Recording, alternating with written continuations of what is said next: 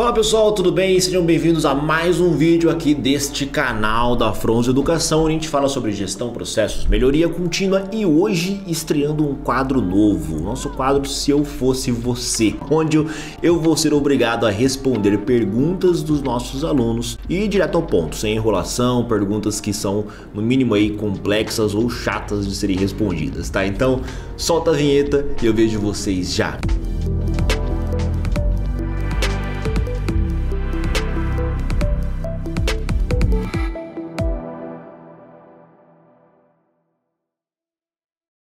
Bom pessoal, vamos lá, vamos direto ao ponto. Tenho 4 perguntas aqui que o time separou para que eu pudesse responder. Eu vou ler essa pergunta, eu pedi para colocar aqui na tela também, Bruno, a pergunta e já respondo logo em sequência, tá?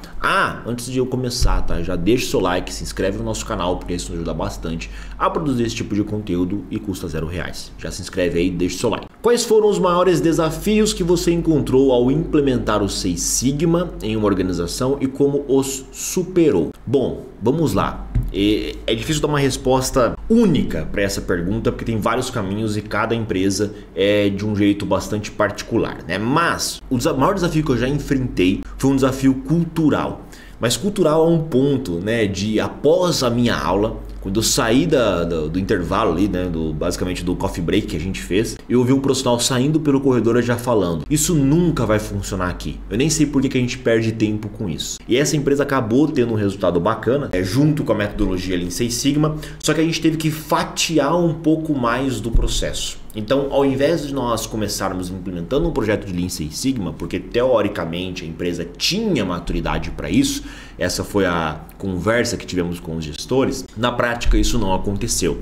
Nós fatiamos, nós entregamos Kaizen, depois da implementação ali de uma pequena melhoria, quick wins mesmo, sabe? Fácil, barato e de baixa complexidade. Então isso foi feito para quê? Para que a gente pudesse ir ganhando a confiança, ganhando histórico, para a partir do momento mostrar e falar: olha, os problemas mais simples foram resolvidos dessa forma.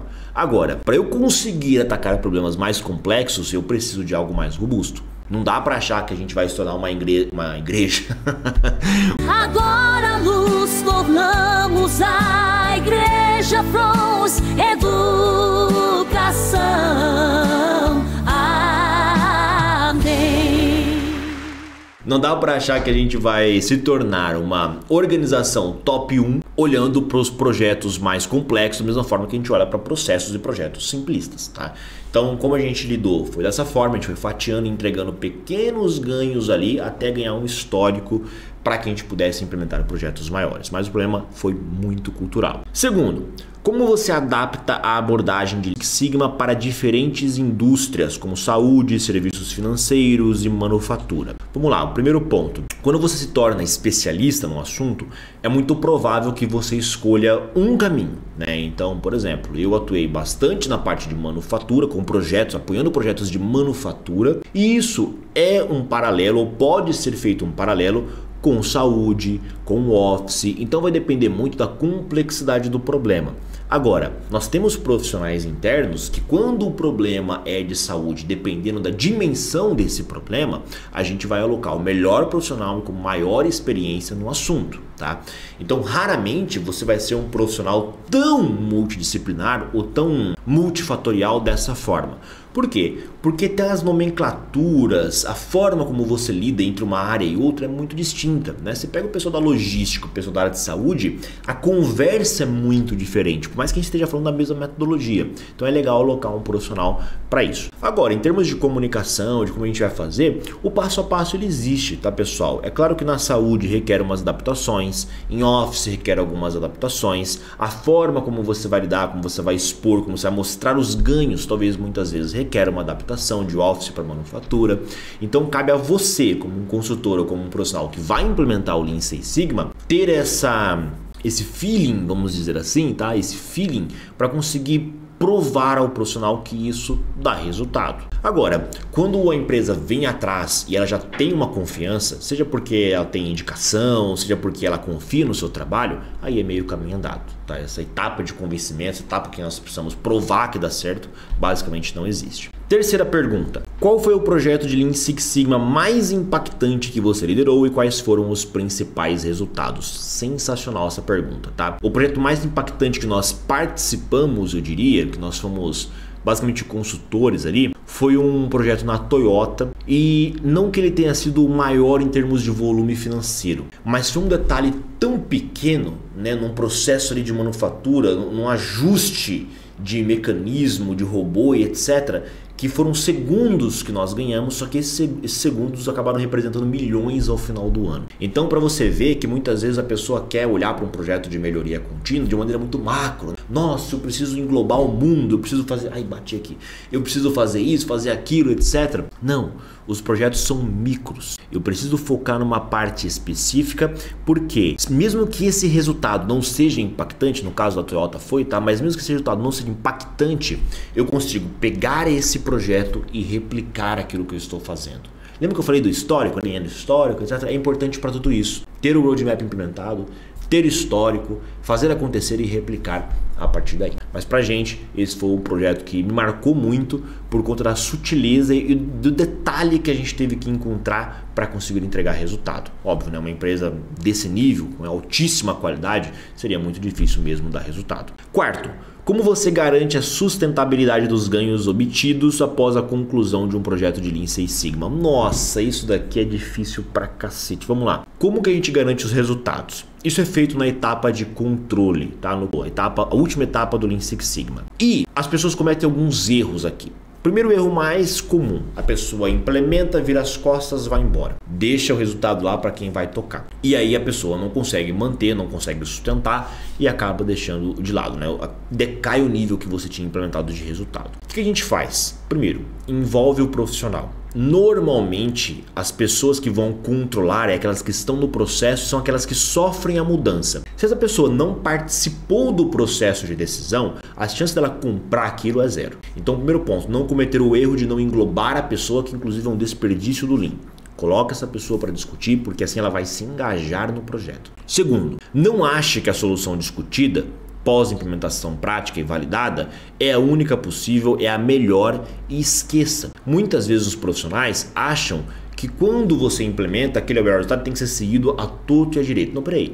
Às vezes, após a implementação, o processo por si só, a demanda, a rotina pode mudar por algum motivo. Então é necessário você revisitar aquele indicador, revisitar a área, revisitar o processo para entender se aquilo ainda faz sentido ou não. Terceiro, se algo acontecer, entender o porquê aconteceu e não repetir com esse profissional. Quando nós vamos formar um time de melhoria contínua, eu preciso entender quem são os profissionais mais aptos a entregar resultado, com menos resistência, que estão dispostos a fazer acontecer. E essa sutileza faz com que o negócio flua de maneira mais adequada, seja da etapa de definição até a etapa de controle. Então, se deu um problema com um profissional, tente outro profissional, numa outra área, um processo semelhante, a replicação num outro canto, que de fato esteja comprometido com o resultado. Tá? Outro ponto, deixe clara a importância desse profissional para o sucesso do programa, para o sucesso do projeto. E reconheça e recompense. E aqui muita gente fala, não, mas minha empresa não libera dinheiro. Não estou falando de dinheiro, pô. Estou falando de fato você reconhecer esse profissional perante todos e recompensar, que pode ser com qualquer gesto, tá? De que realmente a empresa se importa, de que realmente a empresa está olhando para aquilo de maneira adequada. Se você pede uma mudança, a pessoa não faz e tanto faz, tanto fez, ela nunca vai topar fazer uma mudança, porque é muito mais confortável ela ficar do jeito que ela está, beleza? Então são pequenos detalhes ali que a gente tenta implementar, olhar para cada cenário para fazer a coisa rodar, a coisa funcionar, tá?